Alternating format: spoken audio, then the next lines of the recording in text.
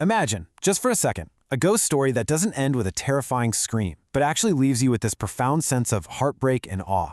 Today, we're doing an explainer on traditional Japanese folklore, but we are completely tossing out those cheap Hollywood horror tropes. Instead, we're looking at something much deeper, especially for those of you watching from overseas, like in India, who already have such a rich understanding of spiritual energy. This is going to be a really fascinating bridge between cultures. We're going to examine ancient Japanese ghost stories through a scientific, philosophical, and spiritual lens. We'll see how ancient Japanese thinkers viewed the supernatural not as the work of evil demons, but as an incredible study of human energy, emotional physics, and the unbreakable bonds of life. It's a perspective that beautifully mirrors many Eastern and Indian philosophies regarding the universal life force. So let's look at how the sheer power of human emotion can absolutely, literally defy death.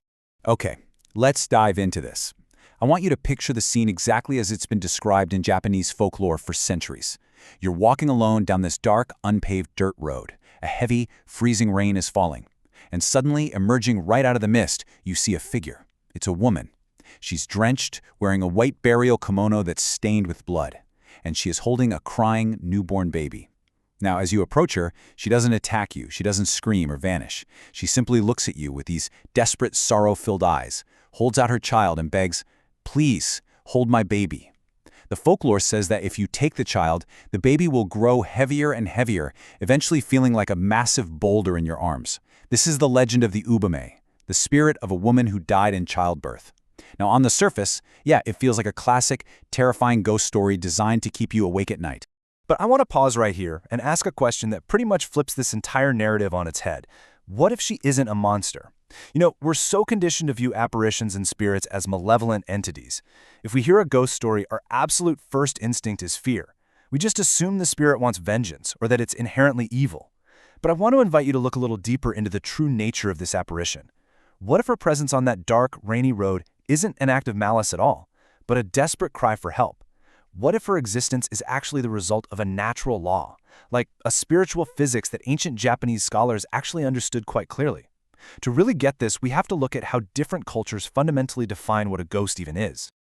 To answer that, we're going to turn to a genuinely fascinating text from the year 1686. It was written by the Japanese scholar Yamayoka Genrin, and in his work he lays out this brilliant contrast. In a lot of Western traditions, a ghost is often viewed as a cursed soul, right? Like an entity sent from hell or some kind of demonic trickster. But Genrin explained that the Japanese concept of ghosts, which are known as yurei, is entirely different. He argued they are not religious souls facing divine judgment.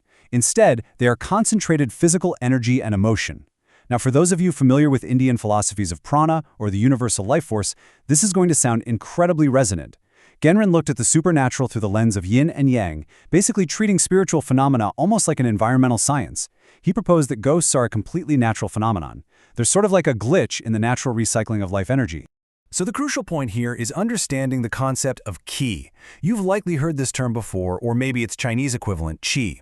Genrin explained that qi is the vital, natural, physical energy that animates literally all living things. It is the life force. In the natural order of things, a peaceful death means this energy simply returns to nature. Imagine a glowing light inside a person, and upon their final breath, it peacefully scatters into thousands of tiny sparks, drifting back up into the sky and sinking down into the earth to nourish new life. It's an incredibly beautiful, ecological view of the spirit. Energy can't be destroyed, it just returns to the source. But Genrin asked, what happens if that process is interrupted? What happens when a person dies, but their energy absolutely refuses to let go of the physical world? Well, that interruption brings us to our next key concept, shuchaku. Shuchaku translates to intense attachment. It could be a lingering affection, deep regret, burning anger, or, and this is most important for our explainer today, profound love. Think of the Indian concept of karmic bonds and worldly attachments that tie a soul to the cycle of rebirth. Shuchaku operates on a very similar frequency. Genrin theorized that when a person dies experiencing a massive, overwhelming spike of emotion, that shuchaku acts exactly like gravity. It becomes a heavy, invisible anchor. It totally prevents the natural dispersal of qi. The energy desperately wants to return to the earth and sky, but the intense emotional attachment grabs hold of it and tethers it forcefully to the physical plane. Let's move to and see how this builds into the actual creation of a ghost. It's literally a step-by-step process of spiritual physics. Step 1. An intense, undeniable emotion survives the exact moment of physical death. Step 2. That intense attachment, that shuchaku, steps in and traps the ki, blocking it from naturally dispersing out into nature. And Step 3. Because all this energy is trapped and tightly condensed in one single space, it essentially creates a physical projection. So the ghost isn't some sentient demon walking around. It is way more like a three-dimensional hologram. It's a localized energy field holding the shape of the person's final desperate state of mind. Basically, it's a recording played on a loop, fueled entirely by the battery of their unresolved emotion. Now, what's really interesting about this slide is how Gendron applies this exact physics to the terrifying figure we met at the beginning, the Ubume. He observed that different emotions create different kinds of energy fields, and he noted something profoundly moving. He wrote, "There is no human emotion stronger and no attachment deeper than a dying mother's love for her newborn child. When a mother dies in childbirth, leaving her completely helpless infant behind in the world, her grief, her worry, and her fierce maternal love create the ultimate shuchaku. It is absolutely the strongest gravitational pull in the human experience. The Ubume, therefore, is not an evil spirit trying to haunt you. No way. She is a massive, concentrated field of pure maternal love that has literally defied the laws of death just to make sure her baby is held. It takes a terrifying image and turns it into one of the most heartbreakingly beautiful acts of devotion you could ever imagine." But you might be wondering, what happens to them? Are they just trapped like this forever? Well, Gendron offered a deeply comforting resolution to this spiritual science. And this brilliantly illustrates the poetic, peaceful nature of Japanese spiritual culture. Ghosts are not eternal. They are not damned to wander for eternity. Gendron compared a yurei to smoke rising from a fire. The shuchaku, that raw emotion, is the burning wood. The ghost is just the smoke. As time passes, the fire eventually burns itself out. The intense sorrow or anger slowly fades away.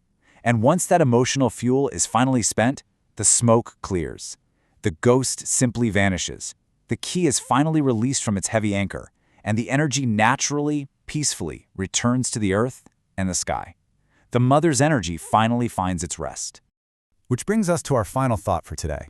What if some hauntings aren't about fear, but a love too strong to let go?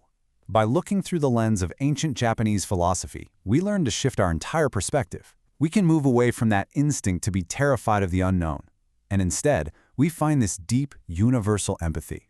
The story of the Ubume teaches us that even in death, the energy of human connection, of compassion, and of a mother's love is genuinely the most powerful force in nature. So the next time you encounter a ghost story, or perhaps feel a strange presence in the dark, remember the physics of the yurei. You might not be experiencing a haunting at all. You might just be standing in the lingering echoes of an extraordinary love. Thanks for joining me as we unpack this explainer, and keep questioning what lies beneath the surface of the stories we tell.